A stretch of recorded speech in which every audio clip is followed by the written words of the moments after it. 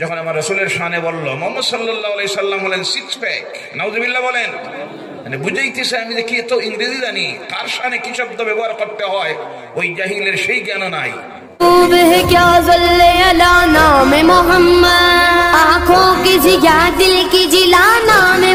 যত জ্বালা যন্ত্রণা হোক আল্লাহর কোনো অসুবিধা নাই, সুবহানাল্লাহ।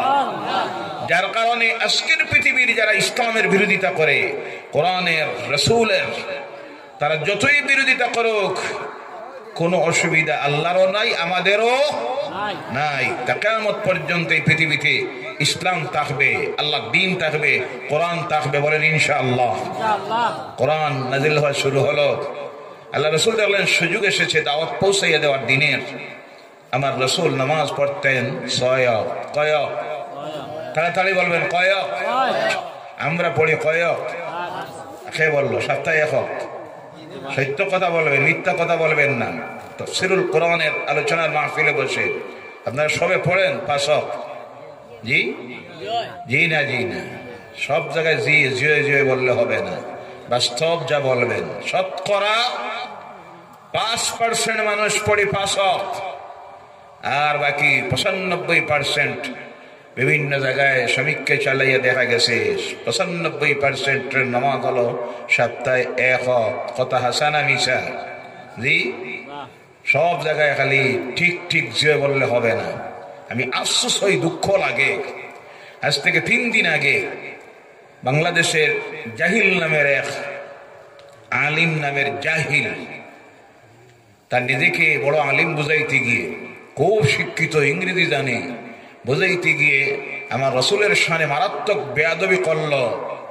মিজানুর রহমান আহাজারি নামের এক জাহেল আমার রাসূলকে বলল কাওবয়, নাউজুবিল্লাহ বলেন না, রাখাল ছেলে, গরু রাখাল, নাউজুবিল্লাহ বলেন। তার ঈমান চলে গেছে। কি চলে গেছে? একবার না, এর আগে ঈমান হারাইলো যখন আমার রাসূলের শানে বলল মুহাম্মদ সাল্লাল্লাহু আলাইহি সাল্লাম হলেন সিক্স প্যাক, নাউজুবিল্লাহ বলেন, মানে বুঝাইতেছে আমি যে কি তো ইংরেজি জানি, কার শানে কি শব্দ ব্যবহার করতে হয় ওই জাহিলের সেই জ্ঞান নাই। আলিম যদি হতো তার দাড়ি এর থেকে লম্বা হয় না, ওই মাসলাটাও জানে না দাড়ি কতটুকু রাখতে হয়। এরপরে সারা বাংলাদেশের শিক্ষিত হক্কানি ওলামায়ে কেরামরা ফতোয়া দিলেন। এরপরে বলল রাসূলের মক্কার জীবন ছিল 20 ক্রিকেট খেলার মতো, নাউজুবিল্লাহ বললেন না। মদিনার জীবন ছিল সেমিফাইনালের মতো, নাউজুবিল্লাহ বললেন না। রাসূল কে এসেছিলেন পৃথিবীতে ক্রিকেট খেলানোর জন্য, মক্কার জীবনে ক্রিকেট খেলেছিলেন? কথা বলবেন। মদিনায় গিয়ে ক্রিকেট খেলেছিলেন? জাহিল বলল এখানে 20 ক্রিকেট ম্যাচ ছিল মক্কার জীবন, আর ওখানে ছিল ফাইনাল ক্রিকেট খেলা, নাউজুবিল্লাহ বলেন। মা উম্মাহাতুল মুমিনিনদের শানে বেয়াদবি করলো, বলল খাদিজা ছিল বৃদ্ধা, আগে একটা জামাই খাইছে, নাউজুবিল্লাহ বলেন। সারা বাংলাদেশের উলামায়ে কেরামরা ফতোয়া দিলেন, কুফুরির ফতোয়া, কাফির হয়ে গেছে। সরকার অ্যারেস্ট করার সিদ্ধান্ত নিল, দেশ ছাড়িয়ে ভাগিয়ে গেল মালয়েশিয়ায়। কোন জায়গায় থাকলো? মালয়েশিয়ায়। আসার সাহস হইল না। এখন তো খোলা ময়দান পাওয়া গেছে, জি, যার মনে যা তা করতেছে। আবার দেশে এসে প্রথম কুফুরির কালাম করলো, মুহাম্মদ সাল্লাল্লাহু আলাইহি সাল্লাম হলেন কাওবয়, নাউজুবিল্লাহ। আবার বলেন রাসূল কি জীবনে গরু রাখাল ছিলেন? নাউজুবিল্লাহি মিন যালিক। এইগুলির এমন কথার থেকে আসলেই তো বেয়াদব, রাসূলের প্রতি কোনো আদব নাই, বেয়াদব। যার কারণে কথা বলতে কোন জায়গায় কি বলতে হয় বুঝে না। বুঝাইতে চাই আমি যে কত শিক্ষিত, কত ইংরেজি জানি। আর আমাদের সমাজেরও কিছু পাগল ছাগল আছে যারা কয় কি পরিমাণ ইলিম আর জ্ঞান। যদি সামান্য ইলিম থাকতো রাসূলের শানে এত বড় বেয়াদবি সূচক কুফরির কালাম করতো না। আল্লাহ তাকে হেদায়েত করুক, সকলে বলেন আল্লাহুম্মা আমিন। জাতির কাছে তার ক্ষমা চাইতে হবে, বিশ্ব মুসলমানের কাছে মাফি চাইতে হবে, খালেস দিলে তওবা করতে হবে, নতুবা তার ঈমান চলে গেছে। নতুন ভাবে কালেমা পড়ে ঈমান আনতে হবে, আমার কথা নয়। বিশ্বের সমস্ত উলামায়ে কেরামরা এই ফতোয়া দিয়েছেন, আল্লাহ তাকে খালিস দিলে তওবা করার, আল্লাহর কাছে তার রাসূলের কাছে মাফি চাওয়া, জাতির কাছে ক্ষমা চেয়ে নতুন ভাবে কালেমা পড়ে ঈমান জেনে আনতে পারে, এই তৌফিক যেন দেয়, বলেন আল্লাহুম্মা আমিন। ভাইয়েরা আমার, কোরআন নাজিল হওয়া শুরু হলো, আল্লাহ রসুল নামাজ পড়তেন 6 ওয়াক্তের। কয় ওয়াক্তের? উম্মতের জন্য ফরজ করে দেওয়া হলো 5 ওয়াক্ত। কয় ওয়াক্ত? 5 ওয়াক্ত। কিন্তু আফসোস লাগে, দুঃখ লাগে, আজকে কথায় কথায় এসেছে বর্তমান এই পৃথিবীর মুসলমান জনসংখ্যা হলো পৃথিবীর জনসংখ্যার 4 ভাগের 1 ভাগ। বর্তমান পৃথিবীর জনসংখ্যা হলো 800 কোটির ঊর্ধ্বে। কয় কোটি? 800 কোটির ঊর্ধ্বে। এর মধ্যে মুসলমানদের জনসংখ্যা হলো 182 কোটির ঊর্ধ্বে। বলেন সুবহানাল্লাহ। 57টি ইসলামিক রাষ্ট্র পৃথিবীর রাষ্ট্রসংঘের স্বীকৃত।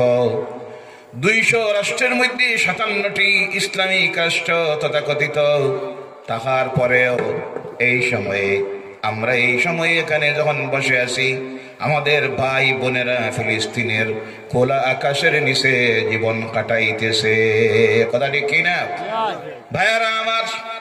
কি দুঃখ, কি পরিতাপের বিষয়।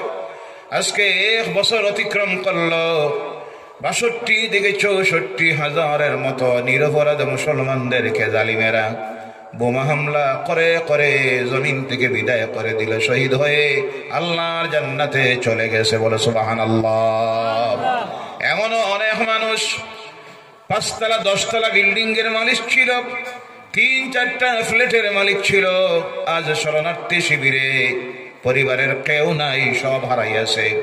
এক বেলার খাবার খাওয়ার জন্য সকালে 4টা-5টার সময় গিয়ে লাইনে দাঁড়ায়, বিকাল বেলায় খালি হাতে বিদায় হয়ে যায়।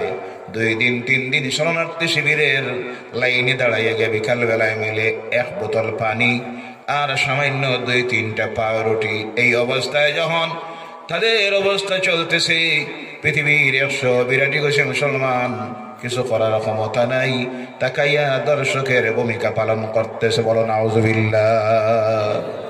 দোয়া করি আল্লাহর কাছে, কিন্তু দোয়া কবুল হয় না। তার কারণ বেনমাজির দোয়া আল্লাহর দরবারে কবুল হয় না। আপনারা বলবেন বেনমাজি কিভাবে? দেখতে হইলে আগামী করলো আপনার এলাকার মসজিদে ফজরের নামাজে যাবেন। কোন নামাজে? গিয়া দেখবেন মহল্লায় 100 পরিবার। কত পরিবার? 100 পরিবার। ফজরের নামাজে 7 জন। জি মাতাসা না মিশা? আপনাদের মসজিদে নাই বা বুঝলাম। এবং এরা যারা গিয়া দেখবেন একটাও জোয়ান নাই, যারা বউ নাই, ঘুমে ধরে না রাত। জি বুড়া মানুষ, রাগ করবেন না মুরব্বীরা, রাত নাম্বার ঘুমে ধরে না। 3টা-4টায় আস্তে আস্তে মসজিদের দিকে একজনও জোয়ান নাই। ইনসাফের সহিত বলুন, একটা মহল্লায় 100 পরিবার যদি মানুষ হয়, কমপক্ষে 200 মানুষের উপরে নামাজ ফরজ। কতজনের উপরে? 200-এর মধ্যে যদি 10 জন ফজরের নামাজের জামাতে উপস্থিত হয়, তাহলে বোঝা গেল 95টা বেনমাজি। মাতাসানা মিশা? এরা যখন দোয়া করে, আল্লাহর পক্ষ থেকে কবুল হওয়া তো দূরের কথা, লানত আসে। কি আসে? এর কারণে সারা পৃথিবীর মুসলমান দোয়া করতেছি ফিলিস্তিনিদের জন্য। আল্লাহ ফিলিস্তিনকে স্বাধীন বানাইয়া দেও, মজলুম ফিলিস্তিনিদেরকে তোমার গায়বী সাহায্য করো, মুসলমানদের প্রথম কিবলা মসজিদুল আকসার আল্লাহ হেফাজত করো। কিন্তু দোয়া কবুল হয় না। খালেস দিলে তওবা করুন, ফিরে আসুন আল্লাহর কুদরতের কদমে। আমি গতকালও বলেছি, আজও বলছি, খালিস দিলে তওবা করে প্রতিটি মুসলমান নরনারী, যুবক যুবতী 5 ওয়াক্তের নামাজি যদি হয়ে যাতে জামাতে নামাজ পড়ে আল্লাহর দরবারে যদি হাত তোলে, আল্লাহর জাতের কসম, ফিলিস্তিন স্বাধীন হতে 1 দিনও সময় লাগবে না। বলো ইনশাআল্লাহ। আর রাসূল বলেন ইনশাআল্লাহ। সাহায্য আসবে কার? আল্লাহর সাহায্য চলে আসবে।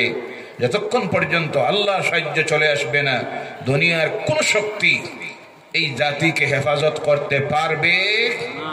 আল্লাহ পাক আমাদেরকে তৌফিক দেন। সকলে বলেন আল্লাহুম্মা আমিন। কোরআন নাযিল হয়েছে, আল্লাহ রাসূল নামাজ পড়তেন 5-6 ওয়াক্ত। রাত্রিকে 3 ভাগ করে যখন 2 ভাগ চলে যেত, আল্লাহ রাসূল নামাজে দাঁড়াইয়ে যাইতেন। যে নামাজে দাঁড়াতেন সেই নামাজের নাম হলো তাহাজ্জুদের নামাজ। বলো সুবহানাল্লাহ। আমাদের উপরে ফরজ করে দেওয়া হলো 5 ওয়াক্ত। কয় ওয়াক্ত? আল্লাহ পাক আমাদের প্রত্যেককে 5টা ওয়াক্তের নামাজি যেন বানাইয়া দেয়। বলেন আল্লাহুম্মা আমিন। রাত্রি হতো, আল্লাহ রাসূল নামাজের মধ্যে দাঁড়াইয়া যাইতেন, আবু জেহেলের বাড়ি আল্লাহ রাসূলের বাড়ি থেকে বেশি দূরে নয়। রাত্রি নামাজের তিলাওয়াতের আওয়াজ আবু জেহেলের বাড়ি থেকে পৌঁছে যাইত। যারা গিয়েছেন মক্কাতুল মুকাররমায় দেখেছেন আল্লাহর হাবিবের গড় থেকে আবু জেহেলের বাড়ি বেশি দূরে নয়।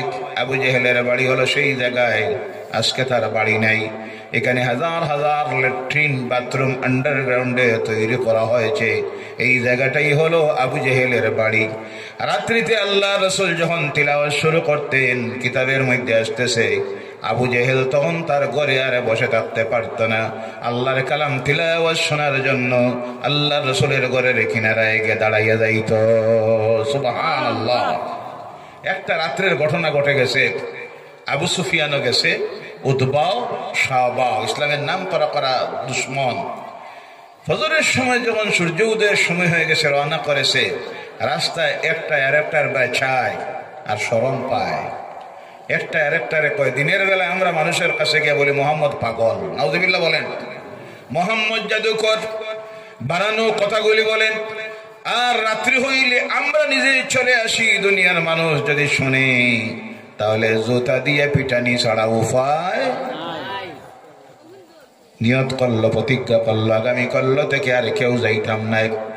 পরের রাত্রি যখন হয়েছে, আল্লাহ রাসূল যখন তিলাওয়াত শুরু করেছেন, আবারও চারজন চুপে চুপে আল্লাহ রাসূলের ঘরের কিনারায় গিয়ে হাজির হয়ে গেছে। সুবহানাল্লাহ বলেন। সেই আজিম কিতাব কোরআন, যার তিলাওয়াত শুনে পৃথিবীর মানুষ আল্লাহ দ্বীন গ্রহণ করেছে, তার প্রমাণ হজের সময় এসেছে। আল্লাহ রাসূল নিজের বাবার ঘর আব্দুল্লাহ রাদিয়াল্লাহু তাআলা আনহুর ঘরের বারান্দায় দাঁড়িয়ে নামাজের মধ্যে আল্লাহর কালাম তিলাওয়াত শুরু করে দিয়েছেন। যারা হজে গিয়েছিল সেই সময়ের মুশরিকিন কাফিরেরা হজ শেষ করেছেন। আসার সময় মক্কার প্রতিটি রাস্তায় মাথায় খবর পেয়েছে, জানাইয়া দেওয়া হয়েছে আমাদের মক্কায় একজন নতুন পাগল বাইর হয়েছে, নতুন নতুন কথা বলে, এর কিনারায় কেউ যাইও না, গেলে বাপদাদার ধর্ম নষ্ট হয়ে যাবে। বলো নাউযুবিল্লাহ। সব যখন হজ শেষ করেছে মনে আসলো একটাবার যাই, কে পাগল, একটাবার গিয়ে দেখে যায়। খুঁজাইয়া গিয়ে আল্লাহ রাসূলের ঘর বাহির করে আল্লাহ রাসূলের সামনে দাঁড়াইয়া গেছে। বলেন সুবহানাল্লাহ। আল্লাহর হাবিবের চেহারার দিকে তাকায়, দেখে মানুষ কি এত সুন্দর হইতে পারে। আকাশের চাঁদের সৌন্দর্যতা যার সৌন্দর্যতার কাছে হার মানাইয়া নিবে, কারণ আমার রাসূল ছিলেন আল্লাহর নূরের তৈরি। বলে সুবহানাল্লাহ। কিসের তৈরি? আল্লাহর নূরের তৈরি। যার জন্য যখন মুস্কি হাসি দিতেন, মা আয়েশা বলছেন কোন কোন সময় আমার এমন অবস্থা হতো, আমার ঘরের মধ্যে বাতি জ্বালানির মতো কোনো ব্যবস্থা থাকতো না। আল্লাহ রাসূল ঘরে এসে যখন ঢুকতেন, একদিন আমার হাতের একটা সুই হারাইয়া গিয়েছে, খুঁজাইয়া বাইর করার মতো কোনো আলো নাই। আল্লাহ রাসূল আসা মাত্র আমি বললাম, ইয়া রাসূলুল্লাহ সাল্লাল্লাহু আলাইহি সাল্লাম, আপনি একটাবার মুস্কি হাসি দেন, কারণ আজকে আপনি মুস্কি হাসি দিলে আপনার দান মুবারক থেকে যে আলোটা বাইর হয়, সেই আলোয় ঘর আলোকিত হয়ে যায়। সুবহানাল্লাহ। আল্লাহ রাসূল হাসি দিলেন, আর সঙ্গে সঙ্গে মা আয়েশা বলছেন আমি আমার হারানো সুইটা খুঁজাইয়া বাইর করে নিলাম। সুবহানাল্লাহ বলেন। রাসূল কখনো উচ্চ কণ্ঠে হাসতেন না, আমার রাসূল শুধু মুস্কি হাসি দিতেন। উচ্চ কণ্ঠে হাসা হলো হারাম। কথা বোঝা গেছে? জি ভাইরা আমার, আল্লাহ রাসূল সাল্লাল্লাহু আলাইহি সাল্লামের চেহারার দিকে তাকায়, দাড়ির দিকে তাকায়, চুলের দিকে তাকায়, কাপড়ের দিকে তাকায়, তাকিয়ে দেখে আরে শুনলাম পাগল, এই মানুষটা পাগল হতে পারে না। শুনলাম নতুন নতুন কথা বলে। আল্লাহ রাসূল তখন তাদের সামনে আল্লাহর কালাম কোরআনুল কারীম থেকে তিলাওয়াত শুরু করলেন। বিসমিল্লাহির রহমানির রহিম। আর রহমান আল্লামাল কুরআন খালাকাল ইনসান আল্লামাহুল বায়ান। এইভাবে তিলাওয়াত যখন করতেছেন, তাদের ভাষা হলো আরবি, তারা বুঝতে পারতেছে প্রত্যেকটা কথার অর্থ। তিলাওয়াত করে করে গিয়ে আল্লাহ রাসূল যখন তিলাওয়াত করতেছেন, ফাবিআইয়ি আলাই রাব্বিকুমা তুকাজ্জিবান, তোমার রবের কোন নিয়ামতকে তুমি অস্বীকার করবে? প্রত্যেক নিয়ামত উল্লেখ করে করে এই আয়াত যখন তিলাওয়াত করতেছেন, ওই মানুষগুলির মনে প্রশ্ন জাগলো, শুনলাম নতুন নতুন কথা বলেন, এত সুন্দর কথা জীবনে আর শুনি নাই। এত সুন্দর কথা যদি হয়, এটা মানুষের তৈরি কোনো কথা নয়, সত্য উনি আল্লাহর নবী। আর দেরি করে লাভ নাই।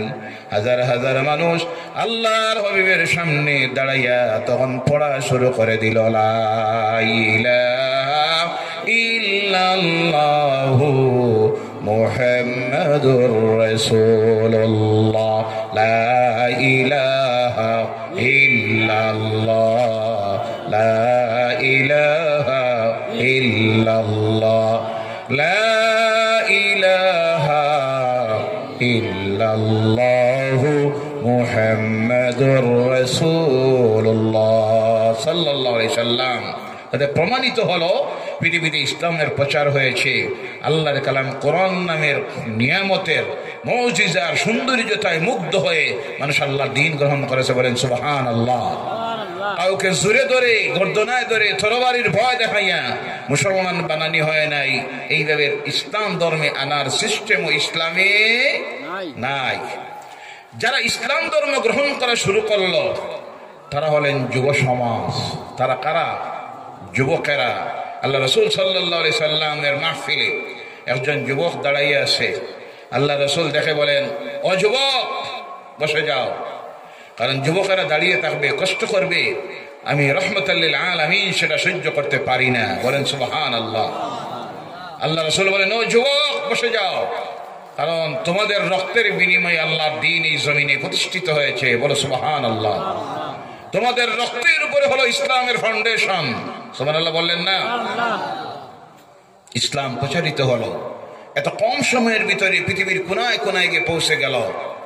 তারা দেখতেছে আজকে দুইটা জিনিসকে যদি জমিন থেকে মিটাইয়ে দেওয়া যায়, ইসলামকে মিটানি যাবে। এক নম্বরে হলো কোরআন। তাই বিশ্ব জুড়ে তারা ষড়যন্ত্র করতেছে কোরআনকে বন্ধ করার জন্য। আল্লাহ হেফাজত করুক, সকলে বলেন আল্লাহুম্মা আমিন। দুই নম্বরে হলো গোটা সোশিয়াল মিডিয়া আজকে তাদের দখলে চলে গেছে, ইসলাম বিরোধী শক্তির হাতে। এক নম্বরের কারণ হলো শিক্ষার দিক দিয়ে তারা অনেক অ্যাডভান্স, জেনারেল এডুকেশনের দিক দিয়ে তারা অনেক অ্যাডভান্স। পৃথিবীর ইহুদি আর নাসারারা জেনারেল এডুকেশনে তারা অ্যাডভান্স হওয়ার কারণে অর্থনীতির দিক দিয়ে তারা অনেক উন্নত আজকে, যার কারণে গোটা মিডিয়াটা তাদের দখলে চলে যাওয়ায় তারা তার ইচ্ছা মতো ব্যবহার করে মুসলমানদের ঘরে ঘরে তাদের অপসংস্কৃতিকে তারা ঢুকাইয়া দিতেছে। আর আমাদের যুব সমাজকে তারা চাইতেছে ধ্বংসের পথে গুমরাহির দিকে নেওয়ার জন্য।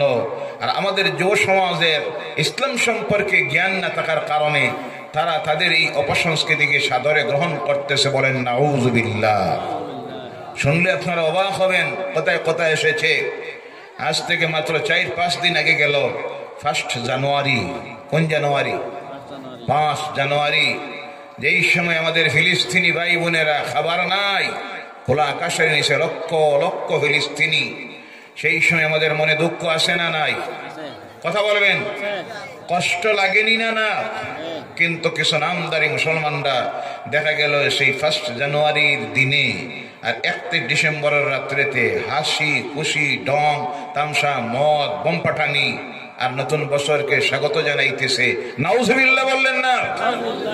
আল্লাহ এই নামদারি তথাকথিত মুসলমানগুলিকে আল্লাহ হেদায়েত করুক, সকলে বলেন আল্লাহুম্মা আমিন। ইসলামে নতুন বছরকে স্বাগত জানানোর কোনো সিস্টেম নাই। হ্যাপি নিউ ইয়ার বলতে ইসলামে কিছুই।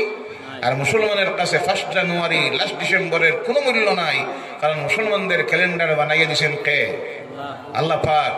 প্রথম মাস হলো মুহররমের মাস। আর নতুন বছর স্বাগতি জানানি, পুরাতন বছরকে বিদায় দেওয়ার এমন কোন সিস্টেম নিয়ম আল্লাহর নির্দেশও নেই, তার রাসূলেরও নেই, সাহাবায়ে কেরামদেরও নেই। মুসলমানরা এইভাবে কোনো কিছু করতে পারে না। আজকে এই ইসলাম সম্পর্কে জ্ঞান না থাকার কারণে আমাদের যুব সমাজের মধ্যে ওয়েস্টার্ন সিভিলাইজেশন, ইহুদি নাসারাদের পাশ্চাত্যের কালচার এসে ঢুকতেছে আর তারা গুনাহের রাস্তায় প্রতিদিন যাইতেছে। ও আমার যুবক ভাইয়েরা, একটাবার খেয়াল করুন, ইসলামের জ্ঞান না থাকার কারণে আজকে আপনাদের ভিতর থেকে চলে গেছে আল্লাহর ভয়। কার ভয়? আর তারা চাইতেছে সেটা করার জন্য। তারা দেখতেছে মুসলমান যুব সমাজকে যদি ধ্বংস করে দেওয়া যায়, ইসলামকে পৃথিবীর থেকে মিটানি যাবে। এক নম্বরে শিক্ষার দিক দিয়ে অনগ্রসরতার কারণে